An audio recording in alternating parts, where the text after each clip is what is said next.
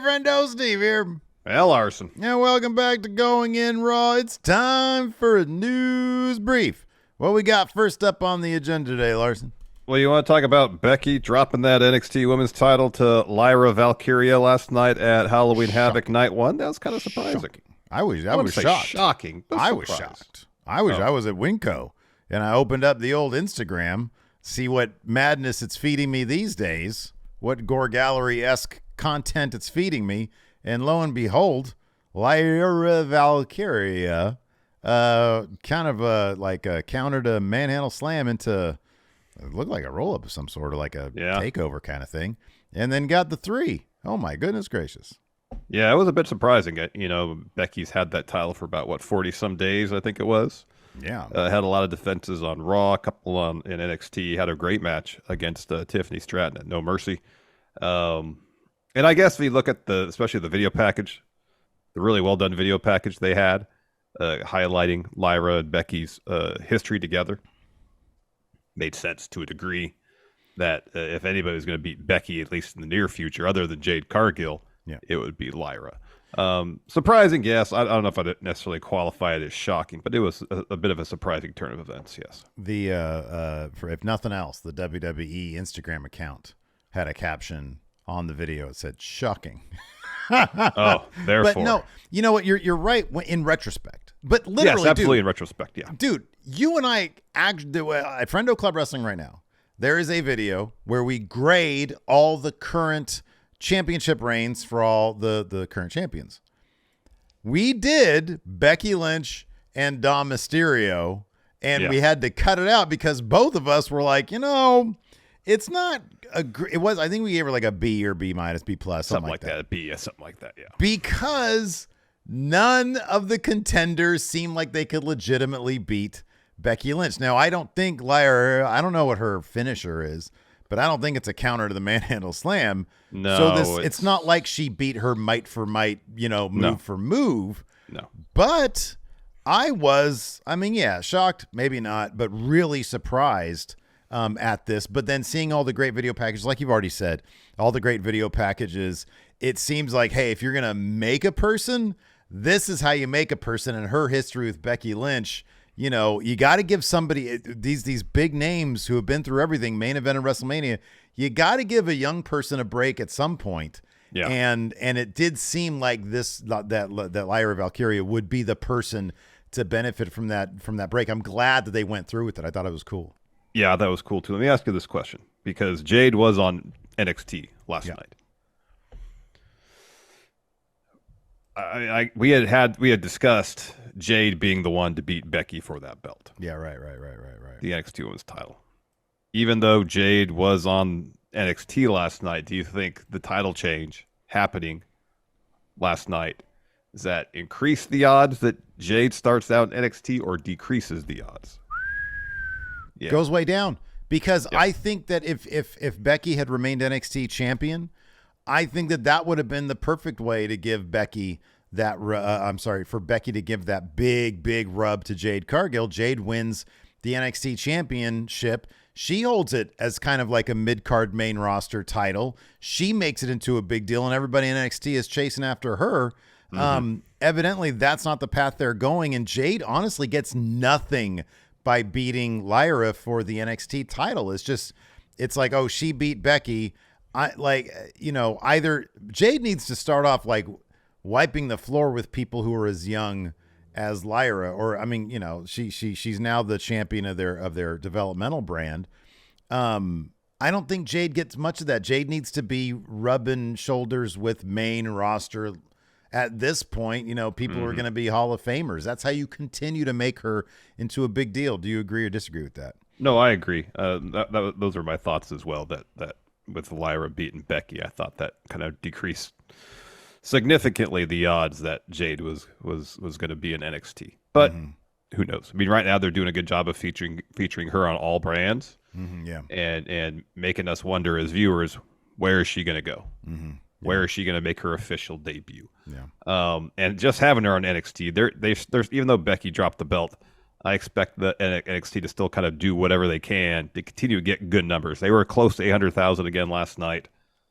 You know, that's really good for NXT. Yeah, sure. So what, a year ago they were like maybe in the 600,000s. You know, yeah, absolutely. Now that Becky's dropped the belt, can they keep enough momentum from her run as women's champ to keep those numbers up? Remains to be seen.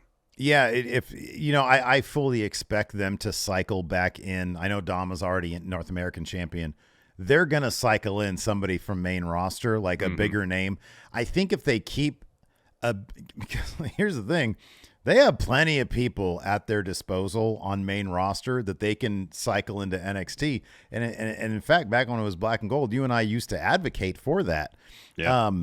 If they want to keep those ratings up, yes, it would be nice if they can rely on the talent that's there. However, they have the depth on main roster to bring people down to NXT that are bigger names, and have them anchor NXT to keep that extra 200,000 people watching. I mean, imagine that year after year growth in the ratings. That's a pretty big deal. That would be a massive deal. Indeed. Yeah. Also, congratulations, Chase U. They won the tag titles off Tony D and Stacks. Not 2 dimes, not 2 dimes. Stacks Lorenzo. No, 2 dimes. He's Cole Carter. He's in AEW. He's also in kayfabe dead. Yes. 2 dimes is not Yes. Cole Carter. Right. Let's talk about this. I'm you know me, Steve. I'm not a smart man.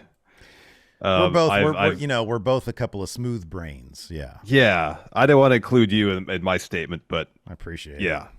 You know, I'll let you speak for yourself in that regard. Anyways, Big dummy. this is a bunch of business talk here. I'm not sure I can make heads or tails of it, although we have something here from Brandon Thurston of WrestleNomics to kind of clarify some of this business jargon and lingo here in these statements. Anyways, so it's today. All that, yeah.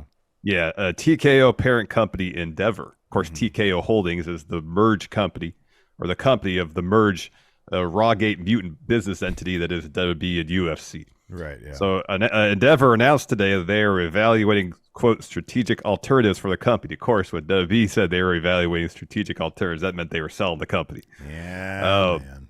So Endeavor, this is part of their statement. Quote, as part of this review of strategic alternatives, the company will not consider the sale or disposition of the company's interest in TKO Holdings Group Holdings, Incorporated, of which Endeavor, this is me saying this, has 51%. Continues, given the continued dislocation between Endeavor's public market value and the intrinsic value of Endeavor's underlying assets, we believe an evaluation of strategic alternatives is a prudent approach to ensure we are maximizing value for our shareholders. So let's break that down really quickly because we have to take this bit by bit. The continued dislocation between Endeavor's public market value, so that's what the public thinks they're worth, which is the stock price. That's what the public market value is. And versus the intrinsic value, and the intrinsic value of Endeavor's underlying assets, what Endeavor thinks they're worth. The dislocation between the two. We think we're worth a lot more than, you know, it's like you're newly out on the dating. How about it? You're newly out on the dating scene. You know, you told your wife to kick the curb and you got on that Tinder and man, I've got a lot to offer, but nobody is swiping whichever way you swipe for the correct way. Yeah, nobody's swiping on me. So what do? You talk about a strategic alternative. In that instance, you go to the barber, you get a fresh haircut. Right, yeah. Maybe hey, you're clean shaven, you grow a beard. You grow a beard, you trim it up, you shave it off, whatever. Right. Yeah, they're like, hey, sorry, pal, your hairline is running away from your forehead. That's why I ain't never gonna leave Lacey, man. Because oh my god, it's probably a nightmare in the dating scene. We haven't been single dudes in like almost 20 years. Well, for me, it has been more than 20. Oh my goodness gracious. So, anyways, Endeavor's statement continues. Endeavor has not set a deadline or a definitive timetable for the completion of the strategic alternative review process, and there could be no assurance that this process will result in any particular outcome. The company does not intend to comment further regarding the review of strategic alternatives until it determines disclosure is necessary and advisable. So again, I can't wrap my brain around half this stuff. Let me break this down. I got the corporate speak down. Endeavor has not set a deadline or definitive timetable for the completion of strategic alternatives. I know what a timetable is. It's an open-ended process. I get that. So they're saying, we're going to look to see if we can repair this dislocation. We're going to see if we can convince the public, possibly, we want to be a suitor for the public. and we want to convince them that we're good, that we got value, that we have stuff that we can offer too, right? But there's no timetable here. We're not on a deadline. We're going to do it on our own time. And also, there's no assurance that this is going to actually do anything. Oh, and by the way, we're not going to say anything else about it. And we're not going to say another word about this. So Brandon Thurston at WrestleNomics. Brandon Thurston does great work evaluating ratings, the business side of the professional wrestling world. He said this on Twitter. Endeavor Strategic Alternatives in plain English. Endeavor has long believed Wall Street undervalues their stock. That's what Steve said earlier. Yeah, man. They thought that was mainly because most of their equity was in UFC, so they separated UFC from Endeavor and merged it with WWE. But Endeavor's stock price still hasn't improved since the merger. It's only gotten worse. More on that in a little bit. Endeavor has only been public since 2021. Silver Lake, more on Silver Lake coming up as well. A private equity firm that owns much of Endeavor is going to try to take the company private. We have a bit from that statement later on. Presumably, they think it'll have more value that way. TKO remains a public company regardless of this. Endeavor owns 51% of TKO regardless. Competing talent agency CAA, which has never been a public company, was recently sold in a private equity transaction, which might be an influence. It's talking about Endeavor stock price. It's down about $5.50, I think, from 22 to 17 and change since the UFC WWE merger. TKO Holdings was officially finalized September 12th, and the TKO stock, which opened over $100 on September 12th, is down 24%. Yeah, it's man. like $78 now. Yeah, WWE stock was doing great. They were like consistently over $100 for a very long period of time. Even after Vince came back, people thought, "Oh, this might hurt." No, it was up because there was a talk of they were selling the company. Right, exactly. He came back and was like, "Selling the company, pal." And now them combined with UFC ain't getting $80 today. I know, and to think that Vince was like, "Oh, we want to do the strategic alternative stuff to get maximum shareholder value." They took money out of their pockets. What he did, he tanked the stock, is what he did. Yes. This is really interesting. So we're going to talk about the Silver Lake stuff here in a second, but why do you think it is? I mean, just from an outsider perspective, you don't follow UFC, but you're aware of it. Yeah. I know the names, I know the process. Right. Same with me. We're aware of with the Dana White. We know all that kind of stuff. We understand what the brand is like. Yes. WWE, obviously, we follow very closely, probably too closely, but it's our job. Yes. Why is it that putting them both together in this Rawgate-esque style wouldn't wow the Wall Street? It's like the sum of the parts doesn't really add up, right? It's like you think these two powerhouses in entertainment and sports coming together, but it's like, what do they really offer each other, Yeah, and part of it is that WWE stock price was probably inflated because talk of a sale. So people were buying in thinking, okay, we're going to get a windfall. They're going to sell for, $4 billion, and we're going to get a good sum of money if we, buy in a decent amount for their stock. That didn't happen. Yeah. I don't know how common. I would think probably fairly that when a company announces it's pursuing potential sale, and it seems like they're going to get a good amount of money for it, I wouldn't surprise me if people buy in, thinking they're going to get some money out of it. I wouldn't. So I don't pay attention because UFC already has their distribution services set. It's got the the ESPN app thing. Yeah, you pay a shit ton. You pay a bunch for ESPN, then you pay a shit ton more for the pay. You pay a bunch to get an opportunity to pay even more for their pay-per-views. Right. Yes. WWE's TV deals come up every 5 years. Their streaming deal with Peacock comes up every 5 years. And I do wonder if this downturn in their stock would have been maybe even completely reversed if the SmackDown deal came in with, a 60% or whatever increase as opposed to 40, the 40% that it got. The numbers that Nick Khan had been sort of throwing out there. He's tossed out multipliers. Yeah. He's tossed out multipliers. I wonder if Raw had already reached a massive deal and SmackDown was locked into a massive deal, much more than they're getting now, on par with what Nick Khan had said. If WWE holding up their part of the deal if that stock wouldn't have risen up. That's a absolutely. lot. Like those digital rights fees, those are a big deal. They are. And Ari Emanuel, when talking about the decline in TKO stock, that was one of the things you mentioned was that the SmackDown deal didn't reach expectations. Yeah, and the Saudi investing in the Professional Fight League competition for UFC. Yeah. So that obviously played into it. That Vince thing he said was bullshit. That I honestly think that was just throw Vince under the bus. I don't know if many people really. I don't know. Look, man, I'm not a Wall Street guy, obviously, but that just seems so out of left field, to be honest with you. It did, and the only thing I can think of is, well, there's a possibility that Vince McMahon, that has, a ton of TKO stock, could suddenly flood the market if he's selling with TKO stock, which in theory drive the price down. Yeah, no. I mean that's what people were saying, but I don't know, man. I kind of feel like real world, situations probably. It's probably not enough money, or not the TV right fees didn't meet expectations. The PFL stuff. Yeah. News got out that Vince could sell all his stock within the next 5 years, as opposed to apparently no one else can do that. Yeah.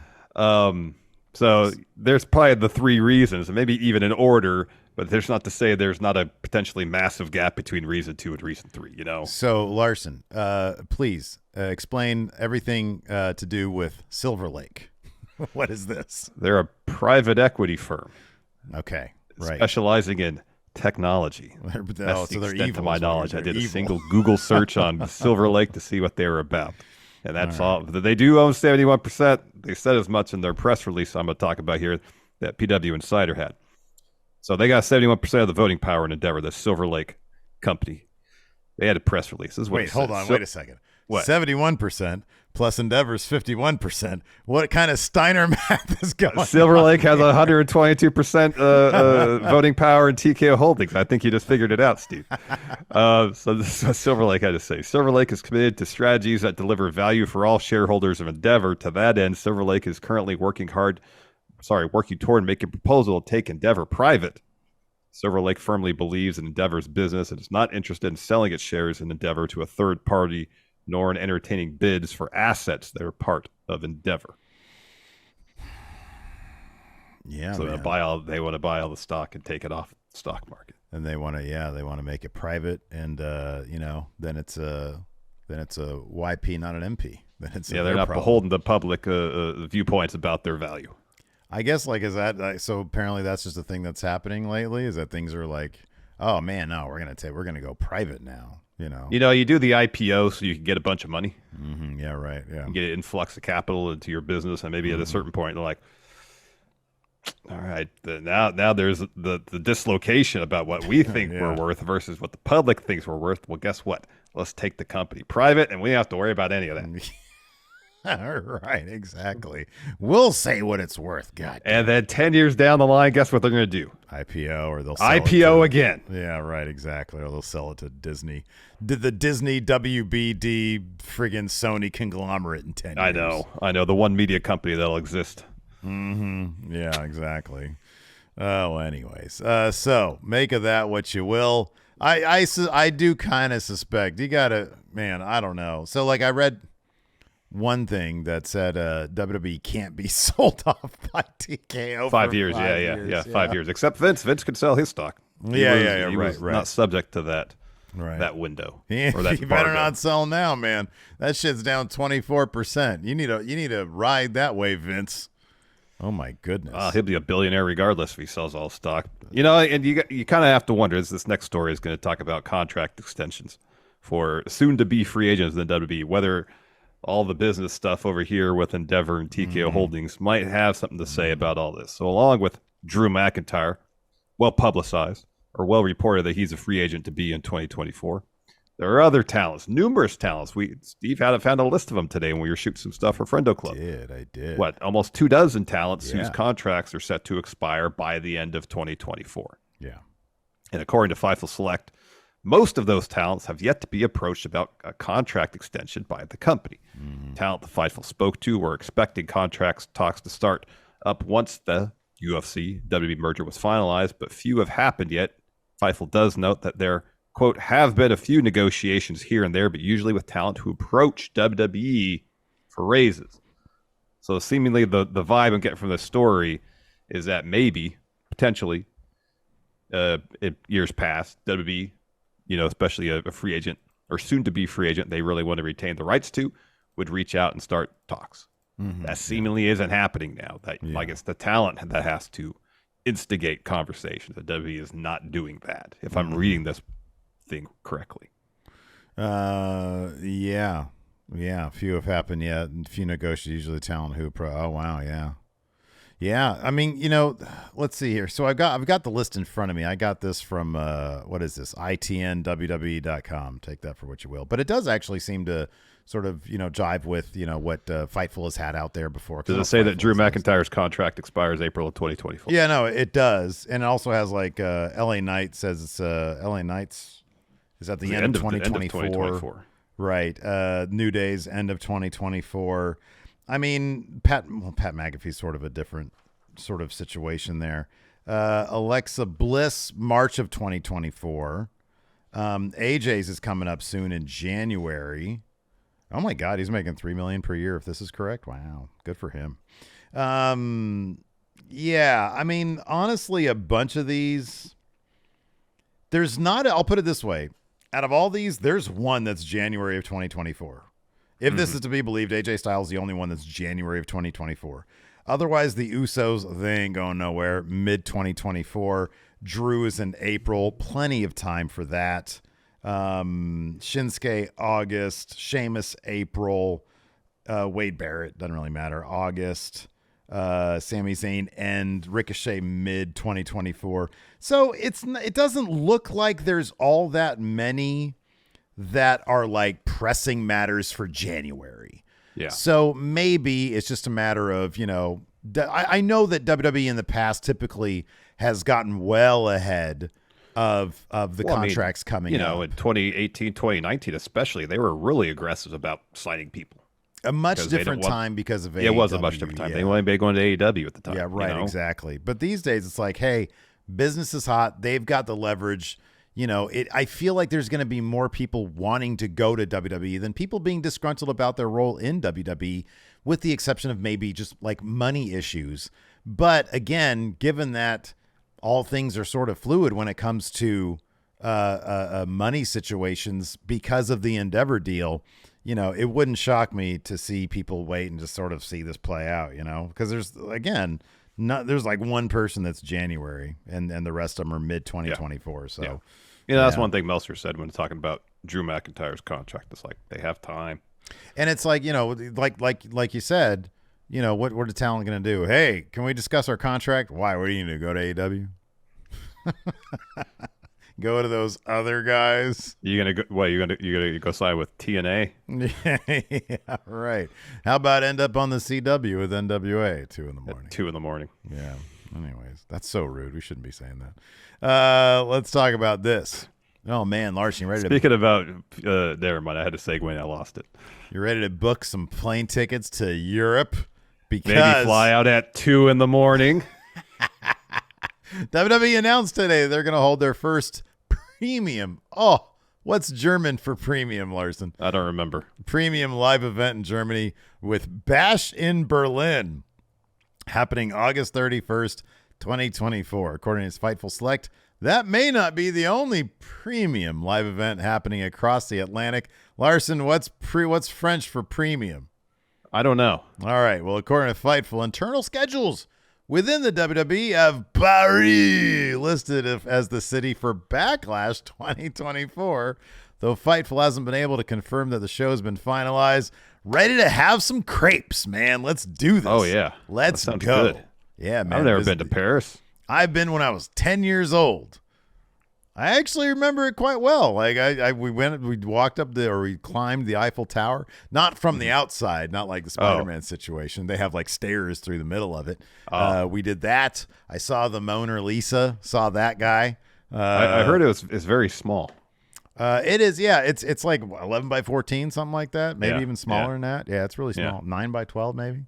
Yeah, pretty small. But, I understood the significance when I saw it. I was like, oh, cool. It's Mona Lisa. All right, when are we having lunch? Exactly. I You were want a thinking of crepe. crepes the whole I time. want some crepes, gosh darn it. Yeah, man. Crepes. So that's cool, man. All around the world, all these reports about different tourism boards and local principalities or municipalities or whatever doling out money hand over fist for these things. Heck yeah, man. Yeah, I mean, if it's been established and there's data that supports it, that making these investments, these municipalities making these investments in these shows brings in far more than they're spending in terms of tourism, spending in the local area. It's probably a smart investment for them, in terms of generating income for the area hosting the show. So I guess that makes sense. They wouldn't do it, I wouldn't think, unless there was some data to back it up. Yeah, man. Let's go to Berlin. Let's catch a taping of Sprockets while we're there. That sounds good. This is the time where we dance now, huh? No. That's going to do it for News Brief today. This is Sprockets. We'll see you guys around. Goodbye.